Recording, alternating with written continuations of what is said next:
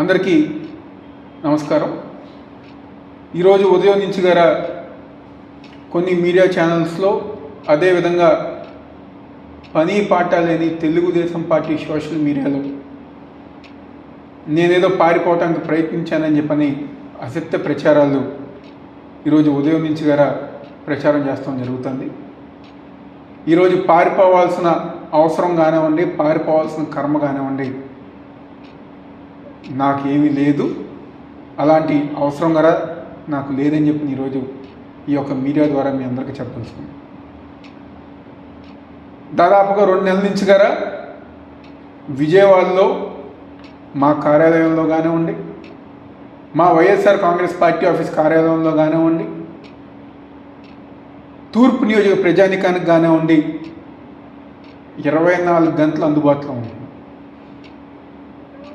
దేనికి పారిపోవాలి? నిజంగా కోర్టు వారు కనుక మేము తప్పు చేశానని చెప్పని భావిస్తే కోర్టు వారు ఏ నిర్ణయం తీసుకున్నా, లేకపోతే ఏ శిక్ష విధించినా దాన్ని దమ్ముగా స్వీకరించి దాన్ని ఇచ్చేస్తాం. అంతేగాని మీరు పెట్టే తప్పుడు కేసులకి వీటికి భయపడి పారిపోవాల్సిన అవసరం నాకు లేదని చెప్పని మరొకసారి చెప్తాను. ఈరోజు 2019లోనే ఈ రాష్ట్ర ప్రజానికానికి తెలుసు, మరీ ముఖ్యంగా ఆ రోజున్న తెలుగుదేశం పార్టీ సోషల్ మీడియాకి గారు తెలుసు.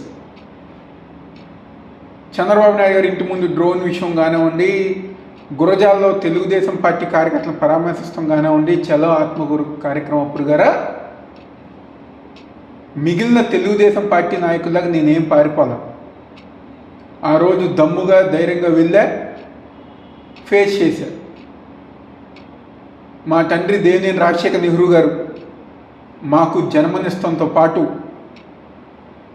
ధైర్యంగా ఉండటం గారు నేర్పించారనే విషయం ఈ పని పాట లేని తెలుగుదేశం పార్టీ సోషల్ మీడియా తెలుసుకోవాలని చెప్పని భావిస్తూ, మా నాయకుడు వైఎస్ జగన్మోహన్ రెడ్డి గారు, మా పార్టీ వైఎస్ఆర్ కాంగ్రెస్ పార్టీ మా కార్యకర్తలకి ఏ చిన్న ఇబ్బంది వచ్చినా 24 గంటలు మేము అండగా ఉంటాం, అందుబాటులో ఉంటాం.